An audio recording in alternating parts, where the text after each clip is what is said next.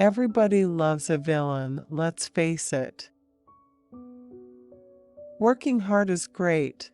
Being lazy sometimes is great, but failed potential is the worst. I only made 2 studio movies. That was a long time ago, and obviously I removed myself.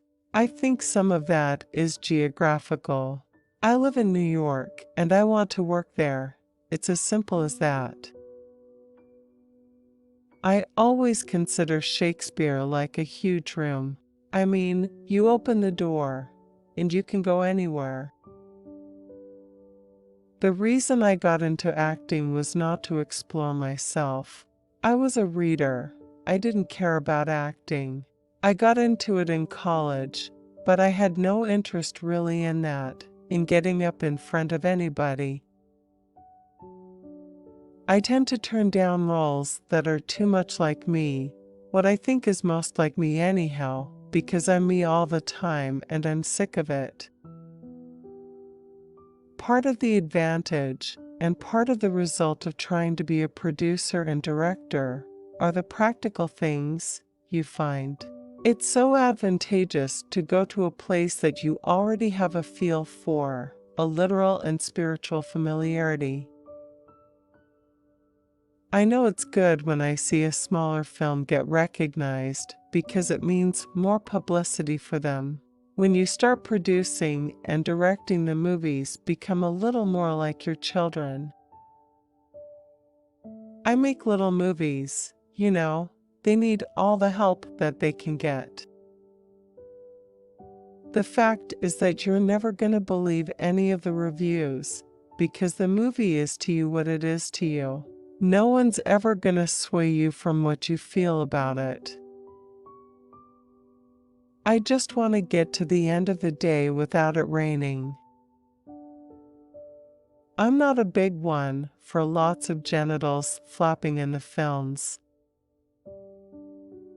I think people tend to live, whether they like it or not, influenced by what's next door to them.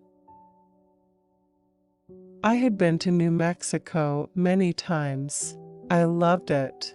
It's a very exotic, interesting, severely crazy environment. I don't know if I could live there all year. It's such an intense place. The fact is, it's hard to release movies. I'm known as a kind of dramatic, serious, almost humorless actor, and the fact is, I'm a funny guy, and I spend most of my life trying to find a lighter side of things, and on stage was given plenty of opportunity to do that. There's no doubt in the world that directing makes you a better actor. Me, anyway. There's no doubt in the world that it makes me a more collaborative actor. Directing is, you're overwhelmed the whole time. Your mind never stops. If you care about it, you wake up in the morning and you begin thinking about it, and then you go to sleep at night and you're still thinking about it. In the editing room, 20% of the time you're using stuff from before the actor knew the camera was rolling, or you're taking a line from somewhere else and putting it in his mouth. What we do at its very, very best, at its very, very most, will shift us slightly in our seat. If only for 2 hours, great. If for the rest of our lives, even better. Most of us are simply just trying to get through the day and wait for those times in their life that are markers that put things into relief. That's why we like movies and books so much. I hate to tell you this, but there's an entire subset of people out there who think of me as quite a dull actor.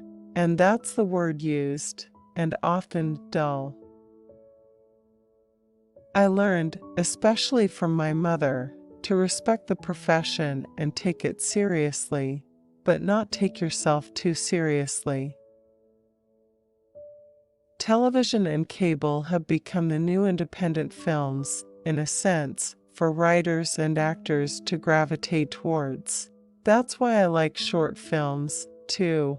I love doing readings, audiobooks, working with young filmmakers, anything that keeps you from getting blasé about yourself or in a rut. I worked with Lucas Haas a long time ago, when he was younger, and he was wonderful. Actors are conditioned to develop a system for expressing as much as they can in the shortest amount of time because you're going to get all cut up in a movie. If you're playing a good guy, you show some darkness. If you're playing a dark guy, you show something different, like humor, that will mix it up and hopefully surpass the audience's expectations. What I'm battling all the time is complacency in the audience. I try to bring a little mystery to what might happen because that engages people more. After I directed, when I went back to being an actor, I was like, God, this is the life. Because you only have to concentrate on one thing. I love that I'm rarely recognized. I like it because I know I can look different from film to film. When you produce and direct, your movies are different to you. They're not just something you act in. When you're young, you don't care about your parents and what they're doing. But then you get to your 20s, and you start watching their movies. And then you become an actor, as I did late in college. And then you're really watching them. And they were really very good. Actors aren't all the same. They have very different skills. There are actors of intellect who are very thoughtful about everything they do. And then there are actors of instinct who don't know what they're doing until the cameras roll. My father was actually quite thoughtful about what he did, while my mother was much more instinctual. I'm not always angry. In fact, I think I usually go out of my way to try to find roles that don't seem to be like me. Think of the difference between a team sport and one that you do by yourself. Like it or not, if you're by yourself, you're going to be faced with a lot more of your own doubts and your own drawbacks and your own whatever.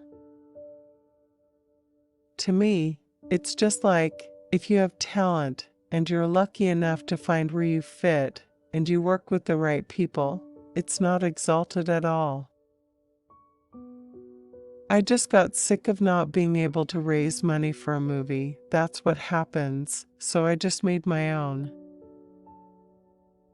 The nightmare of a film career, or at least the challenge of one, is that you're rarely going to get the opportunity to explore character because once people see you in one thing, they want to see that again. Since I was from the theater, that's how I learned how to go through the process of being a character. That's how I learned, and that's what I was comfortable doing. And then, the first feature films, I'm sure I was no fun because I did not want to be spontaneous in that filmic way that really can work for you. Details are the only thing that separates one movie from another.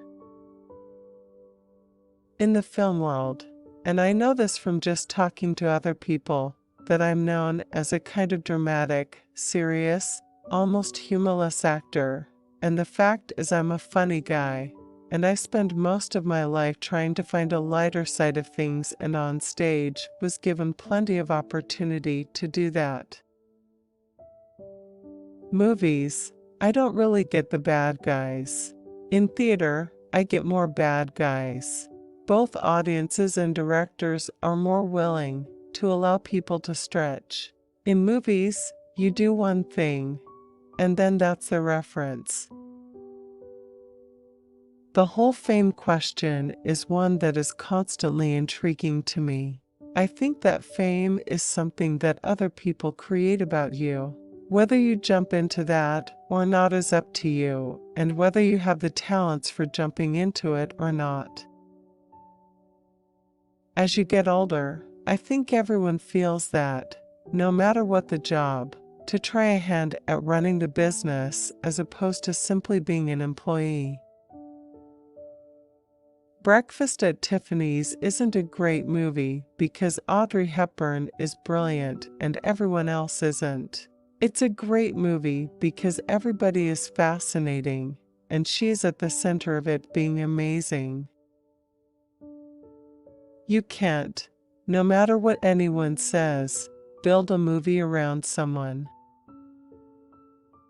Shakespeare is rich and beautiful, and it can be an amazing experience to read and to watch and to work on. Practically, I am interested in television because it keeps me home and it's fast, and I exist in independent films mostly, and you don't get paid for those, or you don't get paid enough.